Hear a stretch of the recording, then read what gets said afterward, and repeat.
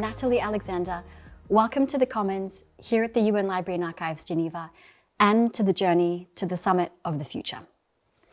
How we live and engage in our world continues to rapidly change, especially when we look at technology and artificial intelligence.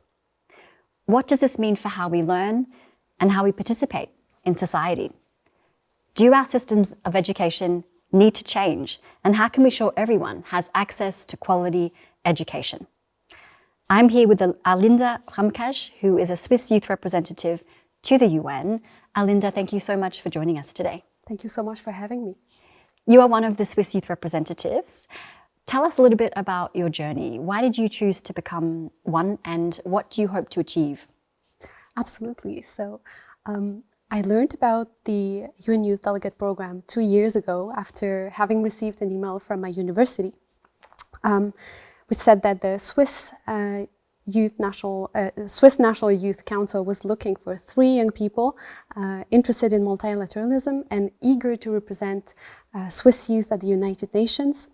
And this email immediately caught my attention.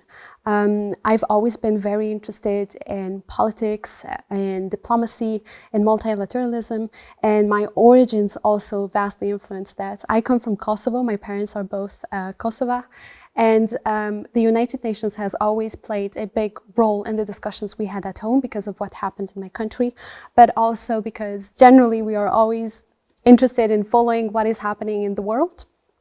And so for me, it was kind of it just came naturally that I had to apply for this opportunity, and I really, really wanted to do my part in representing the Swiss youth and also defending our rights in general. And so on top of that, I also always wondered how it is to work in this beehive full of diplomats, full of delegates, how it is to communicate also and collaborate with our Department of Foreign Affairs. And so this was a perfect opportunity to just get a glimpse into it and do even more in representing the Swiss youth. Yeah, thank you so much for sharing a bit about your story. Your particular focus as a Swiss youth rep is education. Why is this so important to you? Education has always been a topic that we tackled, that we discussed at home. As a child, my parents always encouraged me and my sisters to do well at school, to get an education, and they always emphasized that education is key to your empowerment, it is key to your freedom and to your development, to my independence, especially as a woman. And so this is something that I've sustained all throughout my life. My grandmothers were both illiterate. They never learned how to write nor read. And so they also always put a strong emphasis so that we get an education and so that the younger generation can do better in a way than they did, or can get more opportunities than they did. So education was always surrounding me. The topic of education was always around me. And it was an evidence for me to just continue through that path and maybe also try and give that motivation that I have to get educated, but also to help the others get access to education for being a teacher. So it was also a natural choice that I decided to take and to just get that way to teaching the others. Yeah. You are also a SDG 4 Young Leader at UNESCO. Can you briefly tell us about this and what do you do there? Yeah. I was recently selected as being part of the second cohort of the UNESCO SDG 4 Students and Youth Network. It's a network that champions youth implication, youth involvement in shaping the global education policies. And we are part of the SDG 4 Education 2030 High-Level Steering Committee at UNESCO. And so it is an important step for me to be advocating even more for education and to have a platform to meet all of the people throughout the world who are working towards achieving the SDG 4 goals. And at my own personal level, this also fits into my commitment to defending the Transforming Education Declaration at my local level, but also in working in my research with these recommendations in order to include sustainable education in second language learning. So we've talked about SDG 4, but let's go into it a little bit deeper now for those who don't know about Sustainable Development Goal 4. This is to ensure inclusive and equitable quality education and promote lifelong learning opportunities for all. According to the latest data of the UN, even before the COVID-19 pandemic, the world was already off track to achieve education targets. If no additional measures are taken, only 1 in 6 countries will meet SDG 4 by 2030, and an estimated 84 million children and young people will still be out of school. What is your response to this, and how can we better achieve SDG 4? I am extremely concerned about these figures, and not to be would be a concern as well. I really think that we should work towards the SDGs, and especially SDG 4, because it is primordial to the sustainability of our societies as well. You mentioned that these goals are off track. They were off track before the pandemic. They are still off track right now, post-pandemic, and we have seen small improvements. But there's also a lot of stagnation and even regression, especially if we think about access to education in regions such as in Afghanistan, for example, for higher education for women and girls. So these facts are really daunting to me. I think we are also often disconnected from reality because these statistics are only numbers, and we do not really see that there are human beings behind them. There's children, young people, adults affected by this lack of education. And we really, really need to remember, consciously realize that we are maybe facing a potential tragedy and missing an opportunity to change.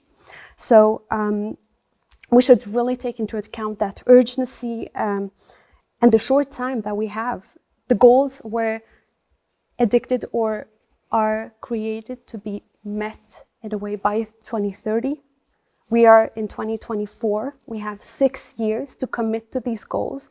And now we know that even if we commit and if every single member state commits to SDG 4, we will still not be having the best case scenario. We will still have children out of school. We will still have situations in which women and girls again cannot have access to education.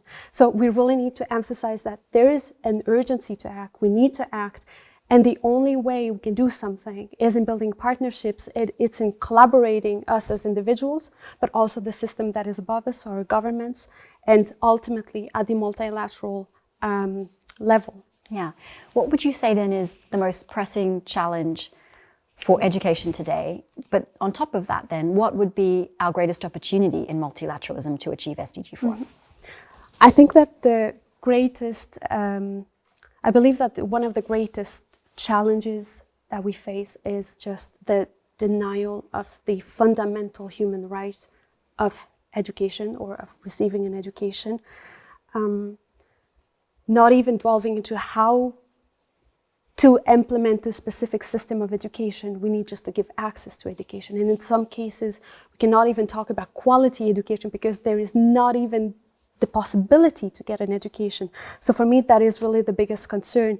And reasons that lead to that today are displacement, it's denial to education, denial access to education because of gender, and the impact of ongoing conflict. So we really need to be working all together in order to not have these vulnerable factors then impact young people. And then you mentioned a possibility or an opportunity to work all together in order to face that. Again, I believe that the only way to allow people, children, young people, to reach their full potential is in working all together. This is a system. I mentioned before, this is a beehive. We must work all together. A beehive works this way. We need to work the same way. We each have a role. We each can do something. Obviously, I as a teacher, for example, have less of an impact if I just work at my local level, but still I have impact on the students I'm teaching to. But at the global level, there is a pool of people. There are people ready to do this work. And so we should really give them the tools to do it. We should give them the skills to do it as well. And again, build partnerships all together. Otherwise, we cannot achieve the goal. Yeah. You mentioned the right to education. Education was declared a human right under the Universal Declaration of Human Rights in 1948 when it was ratified by the General Assembly. And we, as you have mentioned, know, the power of education to change our world and to change people's lives. There's also the question today of whether, the systems of education we have are still relevant as the world is changing. We can, briefly look at technology and AI and how that's rapidly changing our world, but that's only one thing. There's also, like you mentioned, access is a huge issue. There are financing gaps in education, especially in developing countries. And one of the policy briefs released by the Secretary General is very much focused on education. It's called Transforming Education. And it looks at two areas that I wanted to cover with you today, and that's one of equity, and the other is that of relevance. So if you look first, at equity, the figures show that at the moment, some 244 million children are out of school. According to the ILO, the International Labour Organization, 1 in 4 young people is excluded from education or training opportunities. Data from UNESCO shows that more than 770 million young people are non-literate, most of them being female. So there we look, issues of access and finance, but, it's a very complicated issue, equity. What would you say is we can do in terms of multilateralism to alleviate this equity crisis? I'll come back to the previous question and to this one because I think they are interconnected in a way. One big influence that we can have at the multilateral system is, first of all, recognize that there is a right to education because not all countries recognize this and have included education in their constitutions. So we need to have education written in all the constitutions. Secondly, there are significant barriers to access to education and then quality education, this being also the teacher shortage. And this can be addressed at the global level, so we should be talking about it. And sadly, this is not emphasized enough today. Another way that is way more related to the Summit of the Future, but is including education language into the Pact for the Future. Today, this is a lacking area. Education is not mentioned enough, and it is not considered as cross-cutting all the different chapters, when indeed it is. And equity, as you mentioned before, we know nowadays that a child, like a 5-year-old children, according to if they come from advantaged or disadvantaged families, will perpetuate a certain cycle of inequity and inequality throughout all their lives. Those who are disadvantaged will have disadvantages all their life, not only at the beginning of their life. So for me, it is extremely important to look at it in its whole, not only when children or young people are students, but also when they are in their early stages of life, which means that at the multilateral level, what we can do and what we can really put the emphasis on today is to giving every child a right to education very early on, and then impose the fact that every child attends pre-primary schools everywhere. And this would significantly change the narrative of education and of these children for the better. Yeah. So you mentioned there, early education being really important and not seeing education as a siloed program we should be working on, but very cross-cutting. I wanted to look at your opinion on the relevance of education systems today. Do you think that they are fit for the future in which the future we're facing? This is a difficult question because it depends from a country to another. Some countries are doing better, we know, in terms of curricula and what they have included into their systems of teaching, let's say. Some others don't even mention, for example, sustainability. So we are not equal facing this question or this crisis of relevance. However, what is sure is that systems are evolving and they need to face the they need to include the fact that the pace of our world is very fast. Things move very fast. And constantly update the curricula so that students can then face the problems that we have according to what is happening in real life, in a way. And I believe in this case, we are not doing that well. But because also the world moves so fast, it is difficult to include that in the classroom. But again, all of this, it's about partnerships. A teacher alone cannot do a lot. It's about the supporting staff, it's about the parents, it's about the public, it's about the governments, it's about administration. All of this needs to come together to facilitate the work of the teacher then in the classroom, but also so that we can adapt our systems to what is happening in the world. Yeah. The Secretary General states in his policy brief that education systems remain rooted in rote learning and focused on teaching students what society believes they need to know, rather than helping them to learn how to thrive in an uncertain future. What is your response to that? I agree, ultimately, with what the Secretary General has said. It is real and it is true that we should focus. Traditional systems of education can still impart knowledge. It is not that they are totally outdated. Of course, we can still focus and we can still use them. It's just that we need to create opportunities for topics such as gender equality, human rights, sustainable development, and all these different things that really that we are affected with to be included into the classroom. And then from then on, work on a betterment of the system. Yeah. How can we also develop education systems that support people of all ages here to be ready for a very uncertain future with regard to climate, with regard to perhaps changing technologies and access to digital tools? I mentioned before early childhood education because it is there that everything starts. If early on we do provide children at the youngest stages with care and then with the education that goes with it, and on top of that, if we include a quality education for these individuals, then we ensure that we will have, as a society, a more prosperous future, because they will be contributing to building it, and we would be giving them the power and this empowerment of acting for the future. If you were to think of one thing that you think really should be changed in the education system today to make it more relevant, what would it be? It is a difficult question. One thing that I would change is I would include sustainable development as a mandatory course or as cross-cutting all the different disciplines that we are teaching at school, because everything starts there. This is the way we can teach children how to have a global citizenship.